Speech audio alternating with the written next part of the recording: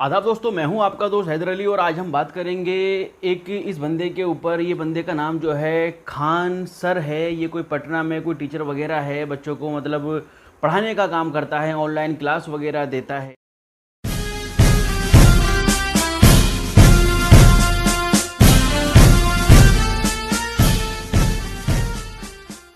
लेकिन दोस्तों जैसे कि बहुत टाइम से हम ये देखते हुए आ रहे हैं कि भारत के अंदर, हमारे मुल्क के अंदर अगर किसी को भी, छोटे मोटे व्यक्ति को अगर कोई फेमस होना होता है तो वो दो कम्युनिटी को सबसे पहले टारगेट करता है। एक तो मुस्लिम कम्युनिटी और दूसरी दलित कम्युनिटी। तो ये जो खान नाम का बंदा है, एक्चुअली क्या है, इसका जो यूट्यूब पे चैनल है वो खान जीएस ऐसी कुछ करके है, मतलब खान सर के नाम से ये बंदा फेमस है। लेकिन एक्चुअल में ये मुस्लिम है या नॉन मुस्लिम है ये खुद इसको भी नहीं पता, क्योंकि ये कहता है कि भाई मुझे लोग अमित सिंह के नाम से जानते हैं और बैंक में जो मेरा अकाउंट है वो भी अमित सिंह के नाम से है। लेकिन मैं खान सर कोचिंग के नाम से मैं अपना ये सिस्टम संस्थान चलाता हूँ और लोगों को एजुकेशन देने का काम करता हूँ। लेकिन इस टाइप के जो लोग हैं, हमारे समझ में नहीं आता है किस टाइप की एजुकेशन लोगों को देते हैं। ये लोगों में जहर भरने का काम करते हैं। समाज के जो बच्चे हैं, जो युवा बच्चे हैं, जो कल को भारत का भविष्य बनेंगे, उन लोगों में ये जहर भरने का काम करते हैं। ये खान जैसे जो जो भी सो कॉल्ड पर्सन है, ये अमित सिंह है या खान है, जो भी है, बहरहाल ये तुच्छ किस्म के जो लोग हैं ये टीचरों का नाम भी बदनाम करते हैं। मैं बताऊंगा अपनी इस रिपोर्ट के अंदर कि किस तरीके से ये जो इस टाइप के जो लोग हैं वो देश के अंदर एक माहौल ख़राब करने का काम करते हैं। जब किसी को कुछ नहीं मिलता है और फेमस होना होता है तो मुस्लिम कम्युनिटी का बड़ा एक सॉफ्ट टारगेट होता है लोगों की नज़र में। उनको बदनाम करो, उनके खिलाफ कोई प्रोपेगेंडा रचो, कोई वीडियोस वगैरह बनाओ और अब यूट्यूब पे डाल दो ताकि ज़्यादा से ज़्यादा टीआरपी मिल सके। इस टाइप के लोगों का यही करना होता है। अभी आपने हाल ही में देखा होगा कि फ़िलिस्तीन और इजराइल की जो है एक ज़बरदस्त लड़ाई चल रही थी। उस टाइम पर भी ये बंदा इजराइल को सपोर्ट कर रहा था, इजराइल की तारीफ़ें भर भर के कर रहा था कि इजराइल के पास आयरन ड्रोन है, इजराइल के पास ये रॉकेट है, वो जहाज़ है, ऐसा है वैसा है। और एक तरफ इसको इजराइल तो दिख रहा था जो कि एक आतंकी देश है, लेकिन दूसरी तरफ फ़िलिस्तीन के जो मासूमों की जान जा रही थी वो इस बंदे को नज़र नहीं आ रही थी। क्योंकि उन दिनों जब ये लड़ाई चल रही थी तो भारत के बहुत सारे अंधभक्त ऐसे थे जिन्होंने, लोग हैं आई स्टैंड विद इसराइल करके ये लोग अपना सिस्टम चला रहे थे। तो इसी से भी लगा कि भाई इसराइल का सपोर्ट करता हूँ, इसराइल के नाम पे वीडियो बनाता हूँ तो थोड़े से मेरे व्यूज़ वगैरह बढ़ जाएंगे। तो इसने, आप जाके देख सकते हो वैसे इसके चैनल पे कि किस तरीके का ये मतलब लोगों के अंदर जहर भरने का काम करता है।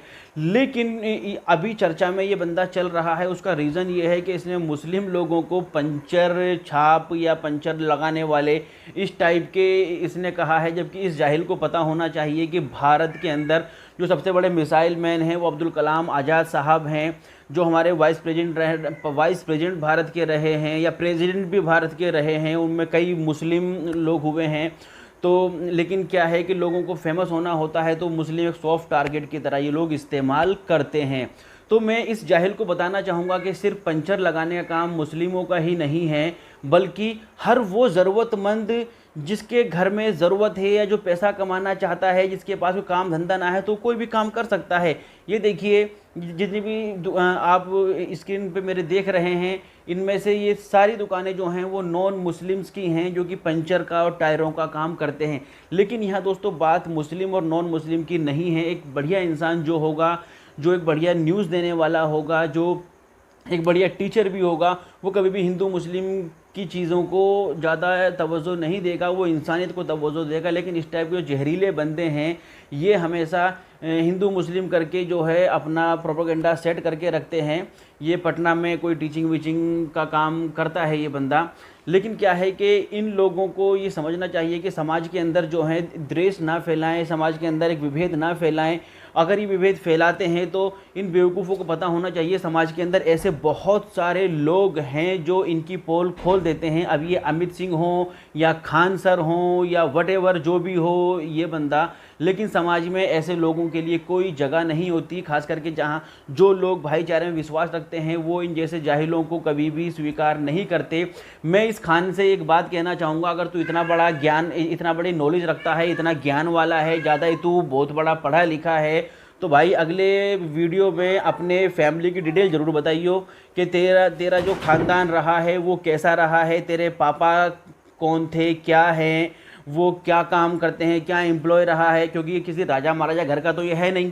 इसकी हालत बता रही है कि ये भी एक कोई ऐसे ही बंदा है, लेकिन पैसे कमाने के लिए लोग इतने अंधे हो जाते हैं कि वो अच्छे बुरे का फ़र्क भूल जाते हैं। तो इस टाइप के जाहिलों को ये सोचना चाहिए। और जितने भी भारत के जो एक समझदार जनता है उन लोगों से यही अपील है कि वो इस टाइप के लोगों को हमेशा जो हैं इनको ना देखें, ना इनको फॉलो करें, क्योंकि ये सब आपके बच्चों के अंदर जहर ही भरने का काम कर रहे हैं। अब पहले ये इज़राइल के साथ खड़ा होने का नाटक कर रहा था, लेकिन जब भारत की सरकार ने ऑफिशियली कह दिया कि वी स्टैंड विद पैलेस्टीन, हम फ़िलिस्तीन के साथ हैं, तो फिर इन लोगों के मुंह पे जो है एक थप्पड़ लग गया। फिर इसने सोचा कि यार कुछ नया करते हैं, तो नया क्या करा, इसने वीडियो बना के डाल दी कि भाई मुसलमान जो हैं ये पंचर लगाने वाला काम करते हैं, ये काम करते हैं। जबकि जाहिल को पता होना चाहिए कि भाई घर परिवार चलाने के लिए जो भी रोज़गार किसी को मिलता है वो उस काम को करता है। अब इसमें हिंदू मुस्लिम की तो कोई बात नहीं, तमाम फ़ोटोज़ मैंने आपको दिखाई, तमाम दुकानों के फ़ोटोज़ मैंने आपको दिखाई जिसके अंदर नॉन मुस्लिम जो हैं वो पंचर लगाने का काम कर रहे हैं। तो क्या इसका मतलब कि वो गलत हो गए? काम तो जो ईमानदारी से काम हो सकता है, हलाल की कमाई हो सकती है, वो कोई भी हो, उससे क्या फ़र्क पड़ता है। कम से कम इस जैसे जाहिल की वजह से कोई गलत इन्फॉर्मेशन दे के तो कोई अपने बच्चों को नहीं पाल रहा। तो इस बंदे तक ये जो मैसेज है मेरा ज़रूर पहुंचाइएगा।